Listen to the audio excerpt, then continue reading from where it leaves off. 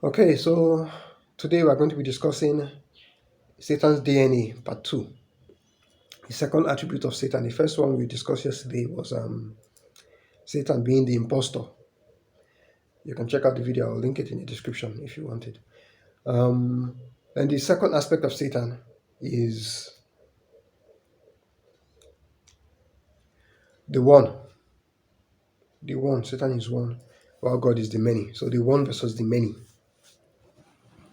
The one versus the many. Satan is the one. Now, to shock you, let's start it this way. It's actually Satan that is trying to save you. God is indifferent. God doesn't really care. Not that he doesn't care, but he doesn't care that much. It's Satan that actually is determined to save you, or your type, your race, your religion. Satan is determined to save you, no matter what. Whether you deserve to be saved or not, Satan wants to save you. Satan is trying to help you to give into your ego. And God is trying to save everybody. So in trying to save everybody, is only saving those that deserve to be saved. Satan wants to save you no matter what. This brings us to the understanding of all religions and all understanding of grace and why it is the illusion of God. Understanding of grace and all religions. When Muhammad and Allah are determined to save Muslims, Muslims are the heroes no matter what, whether they torture people or they kill people or they use dubious means to achieve their aims. They are the people he has chosen. He loves them irrespective. Unconditional love, yes, is satanic. There's nothing godly about it. God's love is extremely conditional. As you do this, you get this. Yes, you do that, you get that. If you misbehave, he will not love you. If you behave, he will love you. It's Satan that loves you unconditionally. Because that one serves your purposes. There's nothing righteous about it. The only thing righteous about it is that you are saved. But it is not fair, it is not righteous, it is not good. It's not good for society. And God has to be responsible for everybody, not for you. It is you that is your ego that makes you wants to be all about you. So you keep on developing systems that make sure you are saved no matter what. And the God that indulges you is the illusion of God, is not God. So from Satan, from Jesus to Allah, to all the other gods that keep on guaranteeing the salvation of a certain group of people, no matter what they do, you are lost. That is the Antichrist. That is the illusion of God. God created everybody. Everybody is God's responsibility. So he has to be fair, not nice. The God that is determined to save Christians, no matter what they do, just because they know somebody, that is not God. Let's look at it. Let's give a simple another example. Imagine you went for a job in the physical realm, and then you qualify for the job. You are the one that you know everything about the job with experience and with the knowledge, with the training. You are overqualified for the job even. But yes, they may say that's another problem. They don't have to pay you what you are worth. Let's just say you qualify for the job, but you are the perfect candidate. They can't get better. Then somebody else that does not qualify for the job, has not been diligent, has not trained, has been lived his life anyhow. When he was in school, he was chasing girls instead of focusing on schoolwork. He doesn't know because he just has a certificate that says he knows the course, but he doesn't actually know it. He's not qualified, does not have the experience, does not have the eloquence necessary. When they spoke to him during the interview, he did not really pass the interview. Well, because he knows somebody, he knows the manager. They gave him the job and you lost the job. Would you call that company or the hiring department righteous people? Will you call them good people? Will you call them noble people? No, you will not. You call them biased, you call them thieves, you call them wicked. Well, that is the same thing that happens with heaven, with Jesus and with Allah.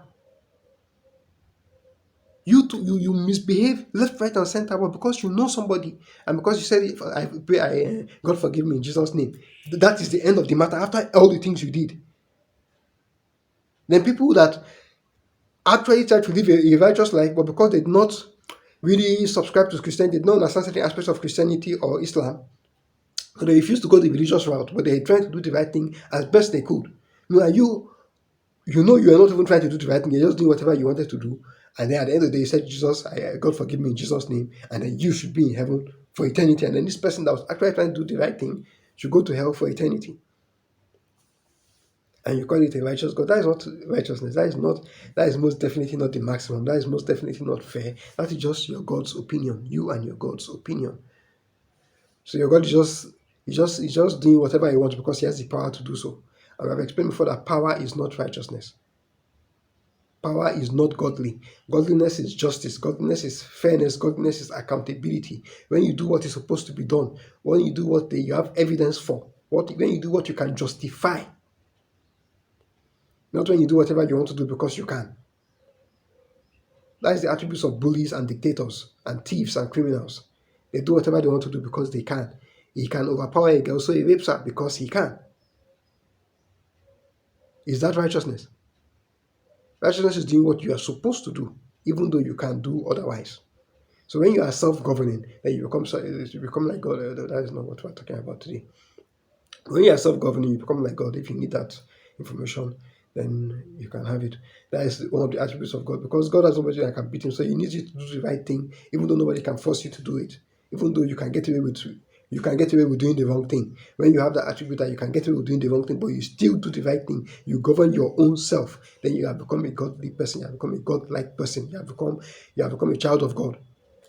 You have attributes of God. You are godlike, you are godly. It's not about knowing somebody or saying prayers, it's about your deeds. Or what your deeds translate into. So, the one versus the many. I've gone a bit okay. So in this light, what I'm trying to say in this example is that God is trying to save you. The illusion of God is trying to save you, while the true God is trying to save everybody. He's trying to save whoever deserves to be saved. The true God will come up with justice laws. The illusion of God will come up with laws that favor you. So when you see laws that favor the Israelites over everybody else, that you are dealing with the illusion of God. The God of the Bible is actually a true God, but he gave you the illusion side, he gave you the impostor side. And he has his reasons for doing that. He wants to see if you would ask about the others. If you are righteous enough, that you have this unjust law. You have an unjust law that favors you. Would you ever ask him, God, what about my brothers? They did not do anything wrong. In fact, if I'm to be honest, in some aspects, they are even better than me. They are even better than some of us. So how come you are saving us and you are not saving them? How do you justify it? How do you ratify it? What is the reason? He wants you to ask him those questions. And when you don't ask him, he really gets concerned. And when you don't ask, he gets really concerned because he then knows that you are not like him. You are an impostor, you are a thief, because he is fair, he is just. He considers everybody, he considers all the aspects of the matter. He considers every aspect, he takes everything into consideration, is what I'm looking for. But that's how he goes about it. So you that don't care about anybody else, it means you are not a king. Because the king has to care about everybody, take everybody under his wing. You have to be a father to the people. So when you don't care about what happens to others, only what happens to you, as long as it favors you, you don't give a damn, then you are not his people. And then he's proving it. And then the furthermore, he's going to prove it by in you preserving yourself. You are condemning yourself, because it's going to, at the end of the day, it's going to say that if when you that was undeserving of salvation was saved, and they that were deserving of salvation were condemned for no reason, and you saw nothing wrong with it, then how much more now should I save those who deserve to be saved and punish you who deserve to be punished? How can there be anything wrong with it? So you're not asking on their behalf. It's actually laying foundations for your condemnation. You think you're preserving yourself. You don't want to bite the hand that is feeding you. You don't want to condemn the person that is protecting you. No, he wants you to. He wants you to see if you risk your life for the sake of justice. And that is the cross. That death on the cross, to risk your life for the sake of righteousness. That is it. So he wants to see if you will be willing to do these things. If you sacrifice your own salvation for the sake of justice, for the sake of righteousness. And if you don't, then he knows, so you just keep him quiet. He will play with you, but when you finish, he'll come and see your own condemnation. So the one versus the many. That is the person that wants to save himself versus the person that is concerned for everybody.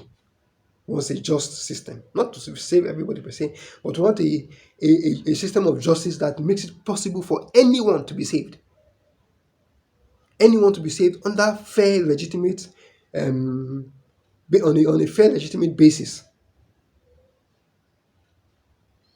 unquestionable basis, not just your own opinion, not just your own version of the way things should be done. So this one versus the many, you'll see it also in Abraham's descendants, because Abraham was promised many children, and that is another thing. The many nations. It's not just supposed to be the Jews or the Israelites. It was promised many nations. There is many ideologies.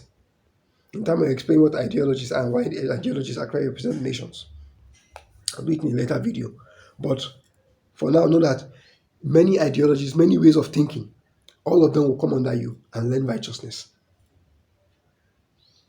So, these ones that only think about themselves, only care about themselves, when they hear a law or a system that favors them, they don't give a damn.